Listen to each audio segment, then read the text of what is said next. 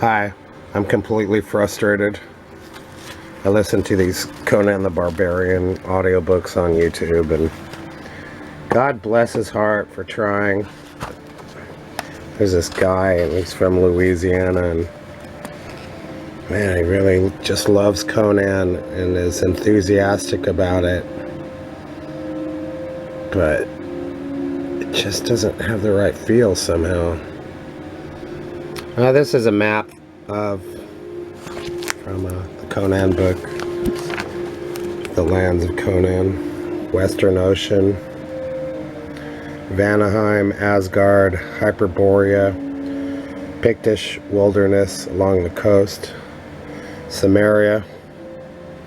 This is supposed to be Africa. Border Kingdom, Berthunia, Nemedia, Marches, Gunderland, Gulp. God, I have to put on my goddamn glasses. There.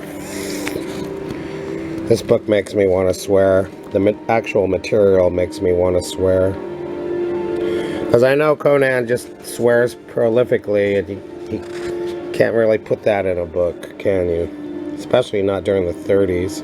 Turan, Bosonian, Black River, Thunder River, Cordova, Barrack Isles, Isle of the Black Ones, Lysantia, Argos, Tiber River, Tarantia, Shamar, Belvertus, Numilia, Ophir, Koshemish, Shem, Asgalin, River Styx, Kemi, Luxor, Stygia, Sukhmet, Kush, Zuthal, Zukal, Zarkiba River. Black Kingdoms are way down south. Zimbabwe, Punt. Well, that rhymes with a word. Kishan, Alkmenen, Keshia, Koraja, Koran, Koth, Corinthia, Zamora, Koran. There's a desert, Zambola, Chemis, Iranistan, to Vendia, Fort Gori, Zaporiski River, to Katai, Valais Sea, I don't know how to say this, Isle of Iron Statues, Akif, Ashrapur, later extended to Zamorian border, the steppes. I'm in the steppes in EverQuest right at the moment. Steppes it's a land, and they're literally steppes, plateaus of lands stacked one on another like steps. Okay, there's 3 minutes of your life down the drain just looking at the map and hearing me talk. My job today, because I'd really like to do this as a living, because I hate work. The Phoenix on the Sword, Part 3. The music you hear is from EverQuest. Ah, crap. Alright. Part 3. Under the caverned pyramids, great Set coils asleep. You know, Set's an evil god. Among the shadows of the tombs, his dusky people creep. I speak the word from the hidden gulfs that never knew the sun. Send me a servant for my hate, O scaled and shining one. You might not like my reading, so go listen to something else, but what I do is, I'm not a slave to what is printed, and if I have a comment, and I'm even thinking of injecting swear words, I'm going to do it. His writing kind of frustrates me too sometimes. Whereas when I read H.P. Lovecraft, it's a different kind of frustration. The sun was setting, etching the green and hazy blue of the forest in brief gold. The waning beams glinted on the thick golden chain which Dion of Atalis twisted continually in his pudgy hand as he sat in the flaming riot of blossoms and flower trees which was his garden. He shifted his fat body on his marble seat and glanced furtively about, as if in quest of a lurking enemy. He sat within a circular grove of slender trees, whose interlapping branches cast a thick shade over him. Robert E. Howard was more of a commercial writer, and he published in all different kinds of genres. And he was way more successful than H.P. Lovecraft. Conan is his most famous creation, and he's actually a good writer. He was never discussed as an author in school, ever. Ever. Near at hand, a fountain tinkled silverly, and other unseen fountains in various parts of the great garden whispered an everlasting symphony. Dion was alone except for the great dusky figure which lounged on a marble bench close at hand, watching the Baron with deep, somber eyes. Dion gave little thought to Thoth Amon. He vaguely knew that he was a slave in whom Ascalante reposed much trust. But like so many rich men, Dion paid scant heed to men below his own station in life. "You need not be so nervous," said Thoth. "The plot cannot fail." "Ascalante can make mistakes as well as another," snapped Dion, sweating at the mere thought of failure. "Not he," grinned the Stygian savagely, "else I had not been his slave, but his master." "What talk is this?" peevishly returned Dion, with only half a mind on the conversation. Thoth Amon's eyes narrowed. For all his iron self-control, he was near bursting with long pent-up shame, hate, and rage, ready to take any sort of a desperate chance. What he did not reckon on was the fact that Dion saw him, not as a human being with a brain and a wit, but simply a slave, and as such, a creature beneath notice. "Listen to me," said Thoth. "You will be king, but you little know the mind of Ascalante. You cannot trust him once Conan is slain. I can help you. If you will protect me when you come to power, I will aid you." My testosterone is really building up now. "Listen, my lord. I was a great sorcerer in the south. Men spoke of Thoth Amon as they spoke of Ramon. King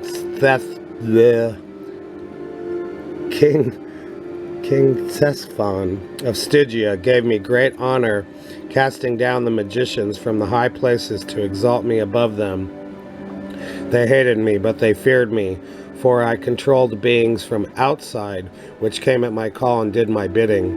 By Set, mine enemy knew not the hour when he might awake at midnight to feel the taloned fingers of a nameless horror at his throat. I did dark and terrible magic with the serpent ring of Set, which I found in a nighted tomb a league beneath the earth, forgotten before the first man crawled out of the slimy sea. But a thief stole the ring, and my power was broken. The magicians rose up to slay me, and I fled. Disguised as a camel driver, I was traveling in a caravan in the land of Koth when Ascalante's reavers fell upon us. All in the caravan were slain except myself. I saved my life by revealing my identity to Ascalante and swearing to serve him. Bitter has been that bondage. To hold me fast, he wrote of me in a manuscript and sealed it and gave it into the hands of a hermit who dwells on the southern borders of Koth.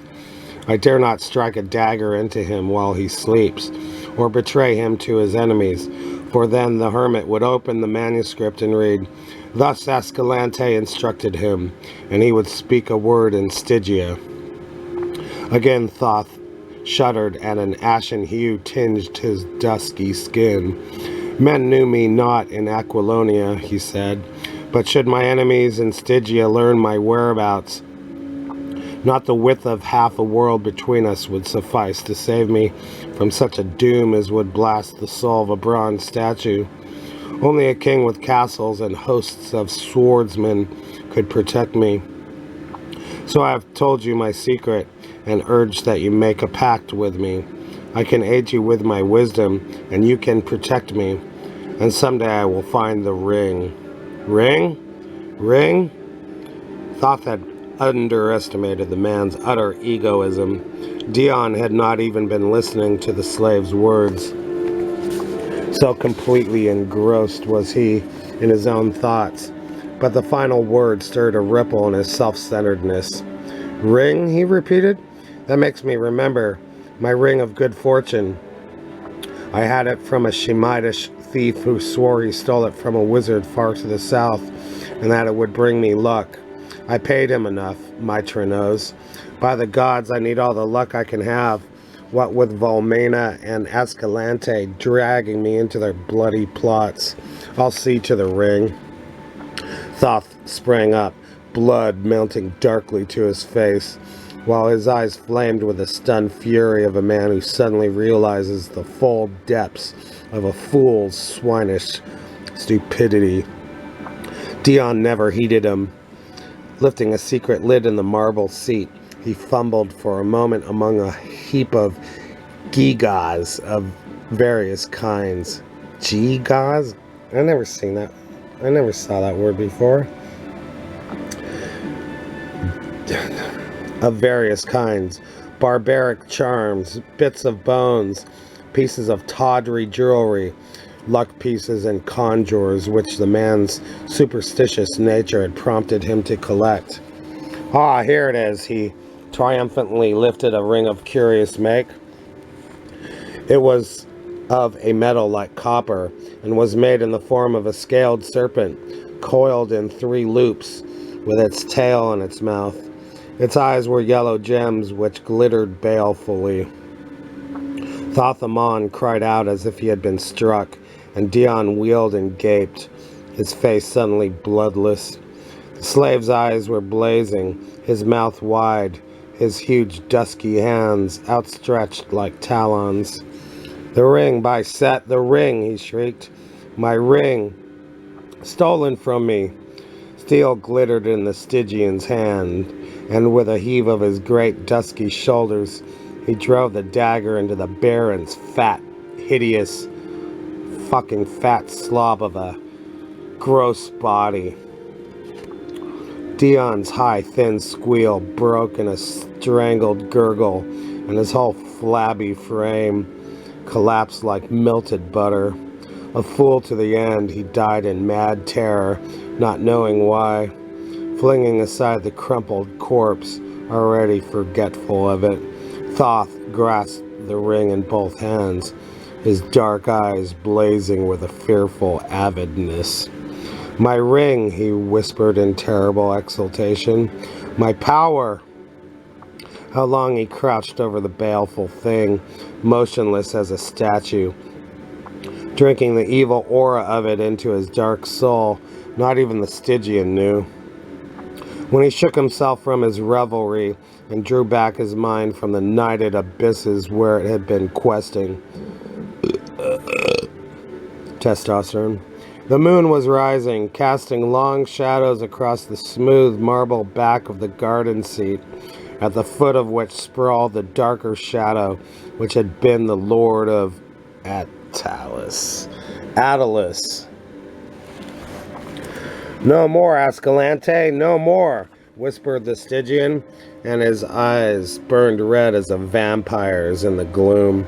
Stooping, he cupped a handful of congealing blood from the sluggish pool in which his victim sprawled, and rubbed it in the copper serpent's eyes until the yellow sparks were covered by a crimson mask. "Blind your eyes, mystic serpent," he chanted in a blood-freezing whisper. "Blind your eyes to the moonlight and open them on darker gulfs. What do you see, O serpent of Set? Whom do you call from the gulfs of the night, whose shadow falls on the waning light? Call him to me, O serpent of Set, stroking the scales with a peculiar circular motion of his fingers, a motion which always carried the fingers back to their starting place. His voice sank still lower as he whispered dark names and grisly incantations, forgotten the world over, save in the grim hinterlands of dark Stygia, where monstrous shapes move in the dusk of the tombs. There was a movement in the air about him, such a swirl as is made in water when some creature rises to the surface. A nameless, freezing wind blew on him briefly, as if from an open door. Thoth felt a presence at his back, but he did not look about. He kept his eyes fixed on the moonlit space of marble on which a tenuous shadow hovered. As he continued his whispered incantations, this shadow grew in size and clarity until it stood out distinct and horrific. Its outline was not unlike that of a gigantic baboon, but no such baboon ever walked the earth, not even in Stygia. Still Thoth did not look, but drawing from his girdle a sandal of his master, always carried in the dim hope that he might be able to put it to such use, he cast it behind him. "Know it well, slave of the ring," he exclaimed. "Find him who wore it and destroy him. Look into his eyes and blast his soul before you tear out his throat. Kill him, aye!" in a blind burst of passion, "and all with him." Etched on the moonlit wall, Thoth saw the horror lower its misshapen head and take the scent like some hideous hound. Then the grisly head was thrown back and the thing wheeled and was gone like a wind through the trees. The Stygian flung up his arms in maddened exultation, and his teeth and eyes gleamed in the moonlight. A soldier on guard without the walls yelled in startled horror as a great loping black shadow with flaming eyes cleared the wall and swept by him with a swirling rush of wind. But it was gone so swiftly that the bewildered warrior was left wondering whether it had been a dream or a hallucination. Wow, that was a good testosterone burst. Robert E. Howard used to box. Too bad he shot himself.